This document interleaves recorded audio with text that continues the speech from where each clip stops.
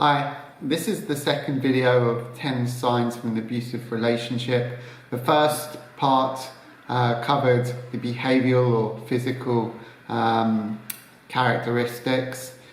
This is the second video and it will cover the communication side, or what is more commonly known as emotional abuse. And then the third video will be about psychological abuse. So in terms of emotional abuse, this is the 10 signs that I suffered in my relationship, and they're very common with a lot of abusive relationships, but I'll go through them one by one and draw on my experience. So the first one is hateful language. So a lot of the time when my abuser got angry, rather than trying to communicate why or the problem, she would escalate to very hateful language. Things like saying that I was a liar, that I was a disgusting man, that she'd never been treated like this before, how could I do this to her? She used to say, I don't deserve this, I know what I'm worth.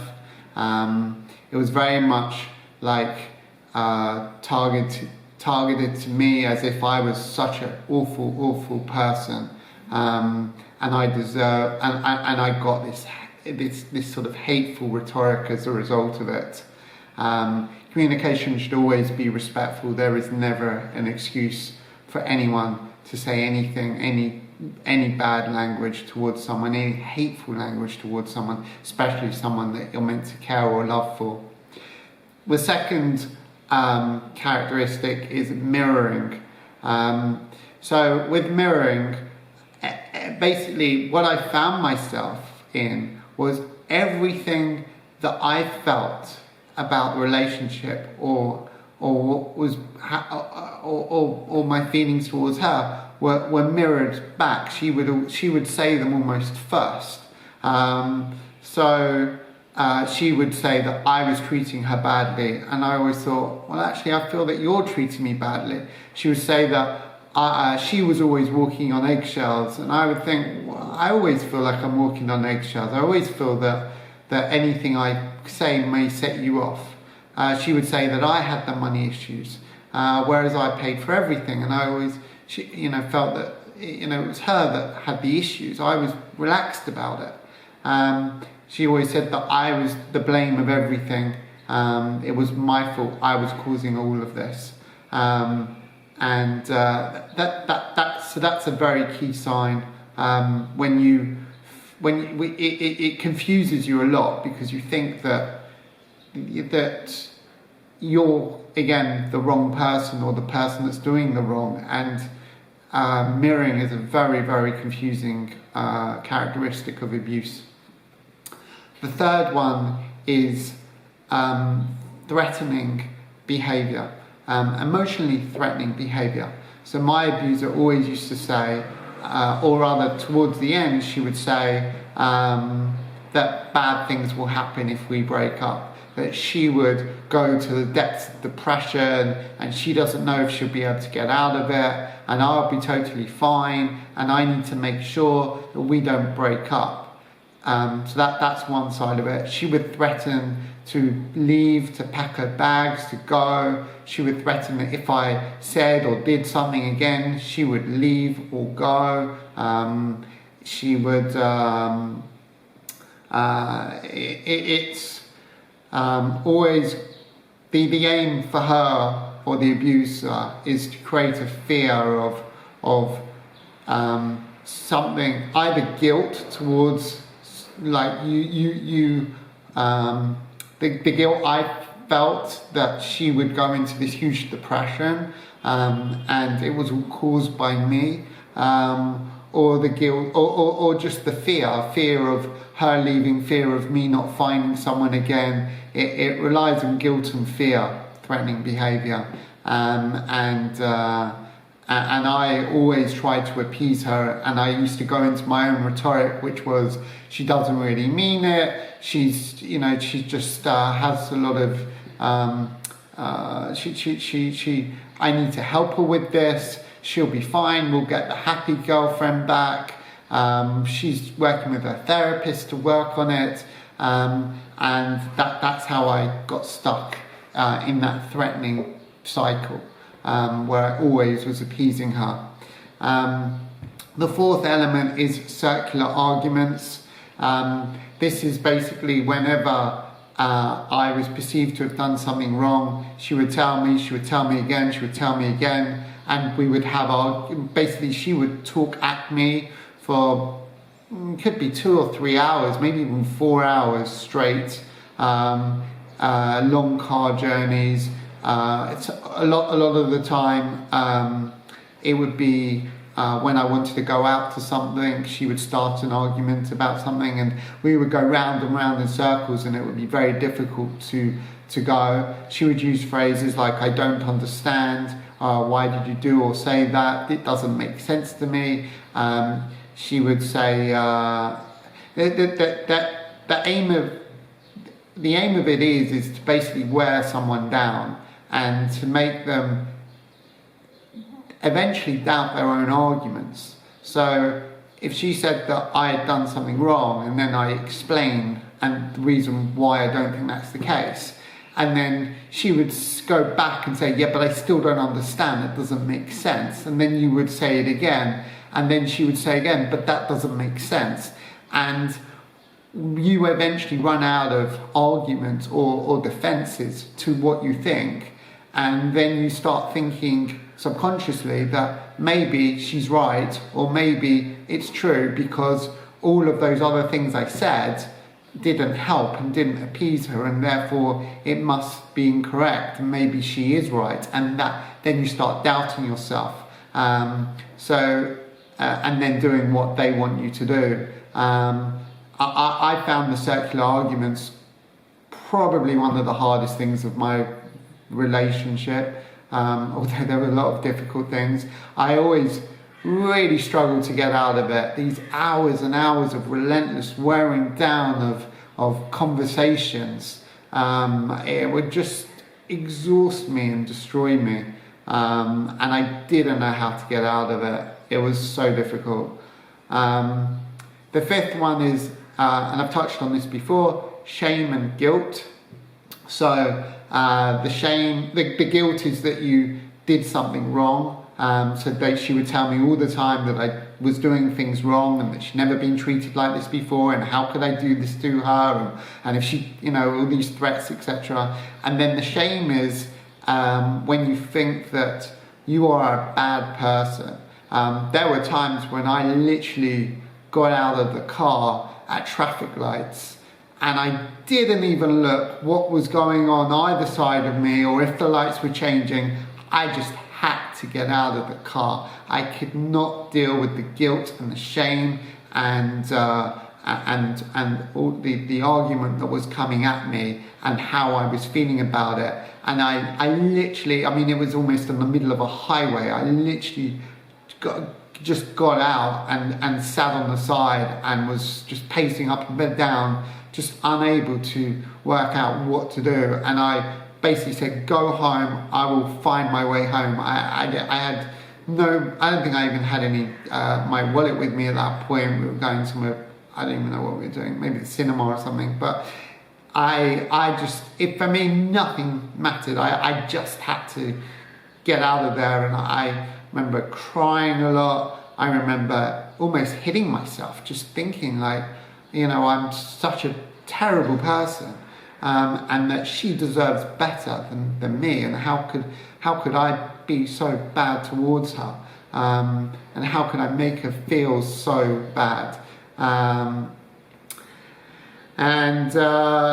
I used to drink a lot to try and numb that pain and numb those feelings. I used to sing to myself a lot. I used to always sing to myself, and she would say, "Why are you singing?" And I'd be like, "Well, I'm singing to keep myself happy, to keep my spirits up." I used to always start singing to myself. Even when I was with her, I would just start humming and singing. I found it very, very therapeutic actually to sing, to lift my spirits. So that's shame and guilt. The sixth one is her telling me all the time, she told me all the time that I don't do anything and that she does everything. So I don't do anything for her, she does everything for me. When I try and give examples, she would say, no, but you do that for yourself. And I would say, no, I do that for you. And it made no sense to me, because most of, or if not, or nearly all of what I did was only for her, and I would never do it for myself. And yet I was told repeatedly, no, but you did this for yourself. Or you did this for us, but you didn't do it just for me. You did it to make yourself feel better. You did it so that, you know, for whatever reason, but it would never be you did it just for me. And I would give endless reasons and tell her that she's, you know, not understanding, not appreciating, not being grateful. But that was the rhetoric, that I was always doing things, never doing things for her. She would tell me, oh, I do cooking for you, I clean in the flat, I do the washing, but a lot of the time when I wanted to do it or tried to do it, she wouldn't let me. She'd tell me I couldn't do it, I wasn't able to do it, I didn't know how to do it, how would I survive without her, how did I survive without her? It was a lot of, I used to also give lists, you know, of what I did. It was out of control. The seventh characteristic is taking away your voice, or making you unable to speak freely.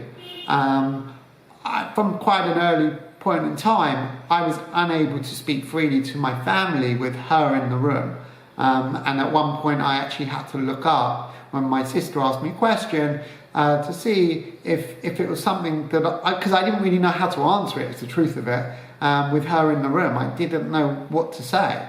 I used to always have to leave the house to go and talk to my family, and when I come back I got threatened with, you know, oh, did you speak to your family? What did you say? I know you spoke to them. What did you tell them? What did you tell them about me? Did you say anything, you know, about this or about that?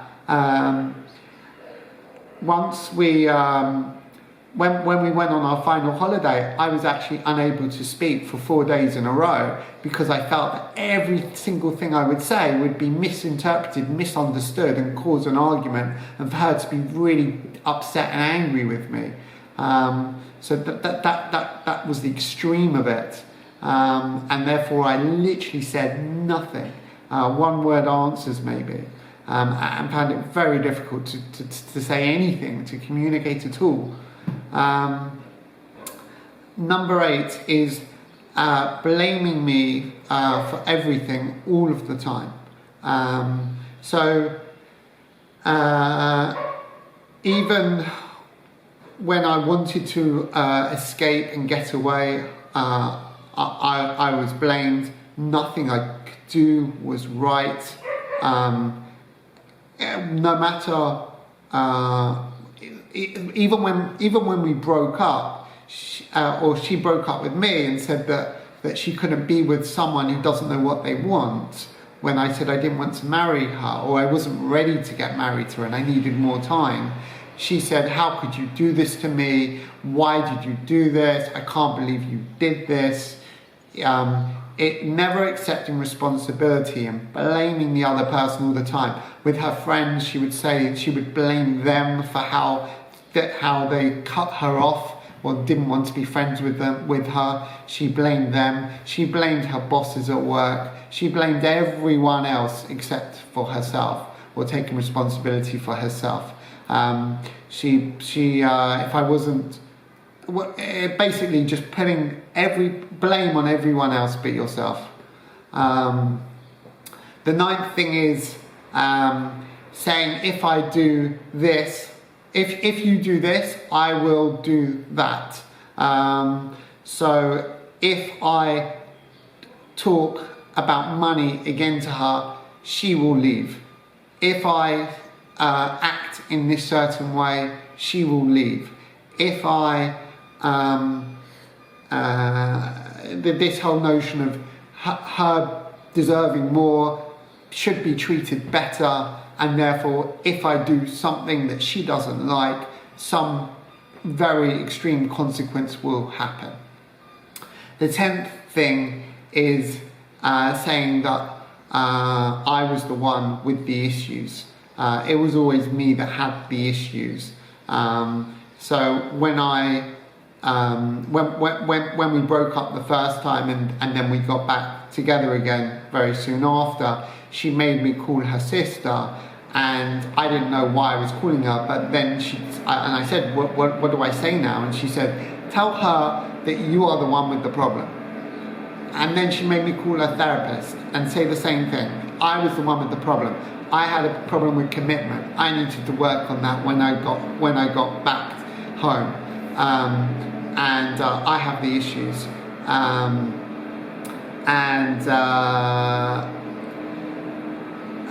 So those are basically all of the 10 things to do with emotional abuse that I suffered in my relationship. Again, this video is not about my abuser, but more about people that may also find themselves in abusive relationships and not know about it. If they have these characteristics in their relationship, they may be more than unhealthy. They may very much be abusive in the way that my relationship was. And the more of these things you have in your relationship, the more abusive it is. I always felt that my relationship was not abusive because I always thought only physical abuse was abuse in men or on men. Abuse is abuse, whether it's physical, emotional or psychological. It is equally as bad.